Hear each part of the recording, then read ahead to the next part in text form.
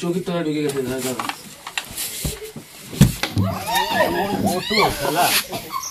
আচ্ছা আচ্ছা, কিন্তু এর কিন্তু একবার বাইট করতে এসছে। Hello everyone, welcome back to Reptopedia. আর আমি আপনাদের রেপ্টোপেডিয়া চ্যানেল থেকে জয়দেব মজুমদার। আবার একটা ওয়াইল্ড লাইফ রেস্কিউ ভিডিও নিয়ে দেখা গেল। তো রাত এখন 10:30 আর অল্প অল্প বৃষ্টি হচ্ছে, বৃষ্টি আগেও হয়েছে। তো এরকম অবস্থায় একটা বাড়ি থেকে কল এসছে যে ঘরের মধ্যে বিছানায় কোনো সাপ রয়েছে, বিষধর সাপ রাতে ঢুকেছে যখন। আর সেই সাপ কিন্তু ঢোকার পর থেকে বাড়ির সবাই আতঙ্কের মধ্যে রয়েছে। তো ভিডিওটা কন্টিনিউ দেখতে থাকুন, কী সাপ সেখান থেকে রেস্কিউ হয় এটাও দেখতে পাবেন।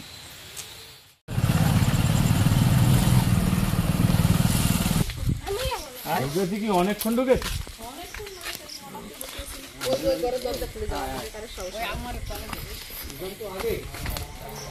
বন্ধ করা ওইটাই খাটে ফাটে কালো মতো কি কালাচ জায়গায় মিস হয়েই গেছে। দেখি এটা তো আর মিস হওয়ার মনে হয় চান্স নেই। এটা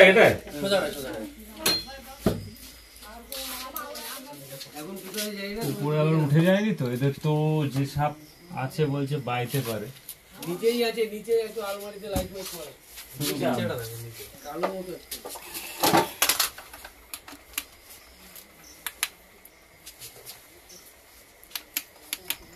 ওই যে কালার সাপ। তো বিগ সাইজের কমন ক্রেট কিন্তু ভিতরে রয়েছে, দেখতে পাচ্ছেন ঘুরে বেড়াচ্ছে খাটের নিচ দিয়ে। কোনো ফুটো ফাটা আছে নাকি? না না ফুটো ফাটা বিগ সাইজ কমন ক্রেট কিন্তু ভেতরে রয়েছে, দেখতে পাচ্ছেন। উপরে মশারি আর নিচে কমন ক্রেট, মশারি টানানো রয়েছে। এটাই দরকার, বারবার বলি যে রাতে মশারি টানি এই কারণে শোয়া উচিত। আগে দেখ সুজিত, পজিশন দেখা যাচ্ছে। কমন ক্রেটটা গিয়ে এই কোনায় ঢুকেছে, কোনার দিকে ওখানে দেখা খাটের উপর দিতে। হ্যাঁ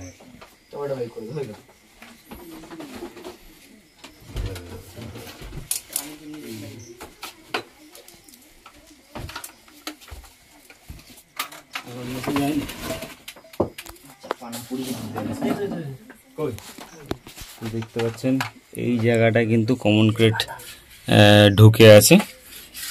কালাচ, ডোমনাচিতি, শিওরচাঁদা, আলাপ কিছু কিছু বলা হয়। বাংলাদেশে এটাকে আবার কালকেউটে বলা হয়, কারণ কেউটে আমাদের এখানে অন্য নাম, যে অন্য সাপের নাম, আর বাংলাদেশে এই সাপের নাম কিন্তু কালকেউটে। কমন ক্রেট এটা রয়েছে। এশিয়ার মধ্যে সব থেকে বেশি স্নেক বাইট কিন্তু এদের হয়, যেটা আগের ভিডিওতে বলছিলাম। এই সাপটার বাইটে কিন্তু হয়। তো বাইরে নিয়ে যাব আর ডিটেলস ওখানেই বলছি আপনাদের। কোন দিক? চৌকির তলায় ঢুকে গেছে।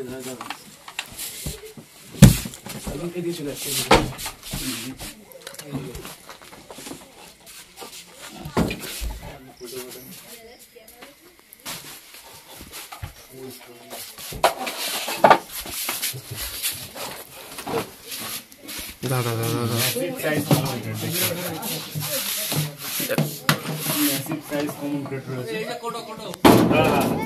কোটো ধরবে কিনা জানি না। ম্যাসিভ সাইজ কমন ক্রেট এই বছর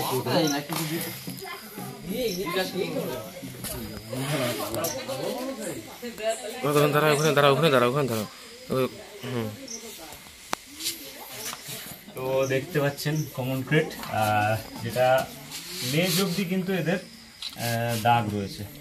এটাই কিন্তু কমন ক্রেটের মূল বৈশিষ্ট্য। আর ম্যাসিভ সাইজ যেটা রয়েছে, একটা মেল কমন ক্রেট, এটা ফিমেল নয়। এশিয়ার সব থেকে বেশি বিষধর সাপের মধ্যে একটা কিন্তু এই কমন ক্রেট। তো এদের দেখছেন কিছুটা আড়বুড়াল, কিছুটা ফিতের মতন কিন্তু পাকিয়ে ওপরে উঠে যাচ্ছে, যেটা কিন্তু মারাত্মক। এরকম মুভমেন্ট কিন্তু কেউটের ক্ষেত্রে কিছু দেখা যায়, যেটা মনোকেল কোবরা, সেটার ক্ষেত্রে কিছু দেখা যায়। এই যে দেখতে পাচ্ছেন কিরকম প্যাচ মিলে উপরে বাইরেই নেব এবার।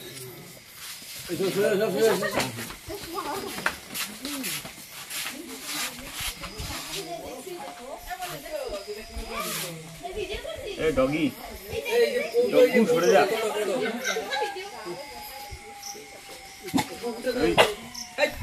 এবার সরেছে।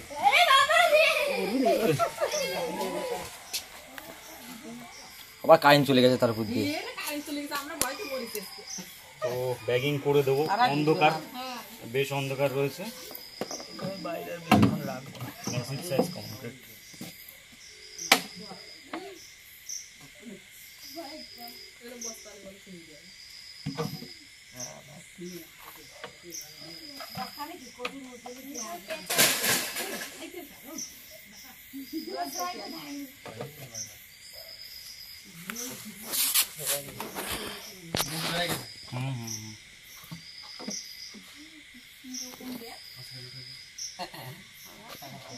একটা কাবাস না ওটা।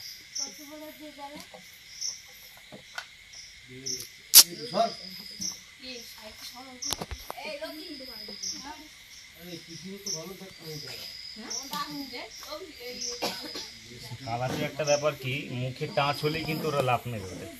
মুখে টাচ হলেই ওরা লাফ মেরে ওঠে।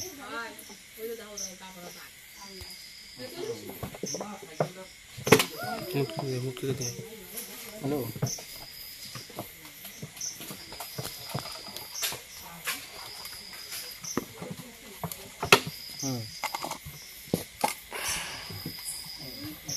তা তুমি এখন গেছিলা?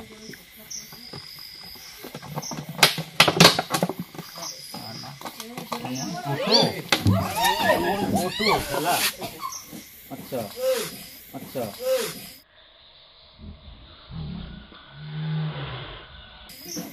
আরে সরো তোমরা, বেশি সাহস যাচ্ছে যাবে। প্রচন্ড অ্যাগ্রেশন আজকে, দুটো সাপ দুটোই। কারণ কালাজ কিন্তু অ্যাগ্রেশন দেখাই না, কালাজ শান্ত সাপ একদম, কিন্তু এ কিন্তু একবার বাইট করতে এসছে। কারণ বাড়ির লোক বস্তা না দিয়ে কোথা দিয়ে নিয়ে আসছিস বস্তা? বাড়ির লোককে বল একটা বস্তা দিতে ভালো দেখে। আমি এই পাশে চলে আসুন। ঘর তোর জাতি নিয়ে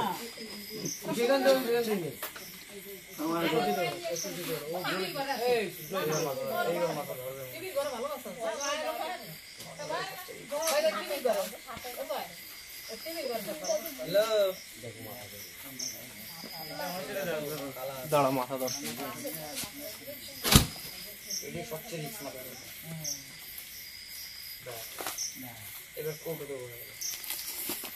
এটা ভালো হবে না, ছেড়ে দে।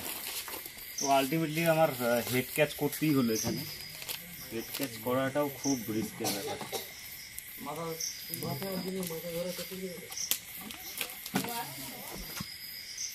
এই কুকুরগুলো তো সরে না, ঘুমাচ্ছি। দেখলেন সিচুয়েশন, এক একটা রেস্কিউয়ে কিন্তু দেবে লাইটটা দে। নতুন নতুন বিভিন্ন অভিজ্ঞতা হয়। প্রতিটা রেস্কিউ আলাদা হয়।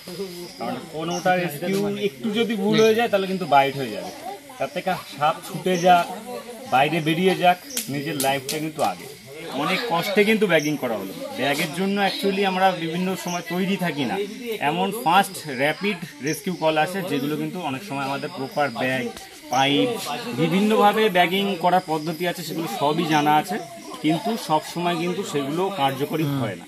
তো এই কারণে লাস্ট পর্যন্ত আমার একে হেড ক্যাচ করতে হলো। হেড ক্যাচ করেই আমি ডিব্বায় ভরলাম। এত বড় কমন ক্রেট কিন্তু হেড ক্যাচ করা কিন্তু একটু বিপজ্জনক, কারণ এ প্রচুর জোর খাটায়। একদম নতুন বস্তা, তার মধ্যে থেকেও কমন ক্রেট বেরিয়ে যায়। এই একটা মাত্র সাপ, যাকে মজবুত বস্তায় রাখার পরেও কিন্তু বেরিয়ে যেতে পারে। তো এই কারণে আমরা বস্তায় নিই না। এই ডাব্বা অসুবিধা হয়, ডাব্বায় ভরা কিন্তু সাপ সব থেকে অসুবিধা, রিস্ক। কিন্তু আমরা ডাব্বায় ভরি কমন ক্রেট, কারণ এর মাথায় প্রচুর জোর। আর এরা কিছুটা কিন্তু আর্বোরাল হয়। এশিয়ার মধ্যে সব থেকে স্নেক বাইট এদের হয়। এমনি শান্ত স্বভাবের সাপ, কিন্তু যখনই বিছনায় উঠে আসে, যখন এপাশ ওপাশ ফিরে আপনি শুতে যাবেন, তখনই কিন্তু গায়ে চাপা পড়বে, তখনই বাইট হবে। আর এই সাইলেন্ট কিলার এই কারণে বলা হয় যে কামড়ালে কিন্তু এদের দাঁতের মাপ এতটাই ছোট, একটা প্রাপ্তবয়স্ক কালাচে 2 মিলিমিটার কিন্তু দাঁত হয়। তার মানে বুঝতে পারছেন কত সূক্ষ্ম। আর এত বড় কালাচের বাইটটা একটু কম হয়। যেগুলো বাইটগুলো হয় মিডিয়াম সাইজের কালাচের, সেগুলো কামড়ালে কিন্তু টেরই পাওয়া যাবে না, এরকমই একটা ব্যাপার। তো অনেক রাত হয়ে গেছে, প্রায় 11:30 12টা বাজতে গেল। তো নিশ্চিন্তে ঘুমাতে হবে, রেস্ট নিতে হবে। সারাদিন রেস্কিউ আসছে, তো ভিডিওগুলো শেয়ার করবেন, ইনফরমেটিভ ভিডিও মনে হলে, ভালো লাগলে ভিডিও শেয়ার করবেন। দেখা হচ্ছে অন্য কোনো ভিডিও নিয়ে, ততক্ষণের জন্য বিদায় নিচ্ছি। আর রাত্রে অবশ্যই কিন্তু ভেতরে দেখলেন মশারি টানানো আছে, মশারি ছাড়া কিন্তু রাত্রে শোবেনি না, কারণ কাল আছে কিন্তু বিছানা ওঠার অভ্যাস আছে কাল আছে। দেখা হচ্ছে অন্য ভিডিও।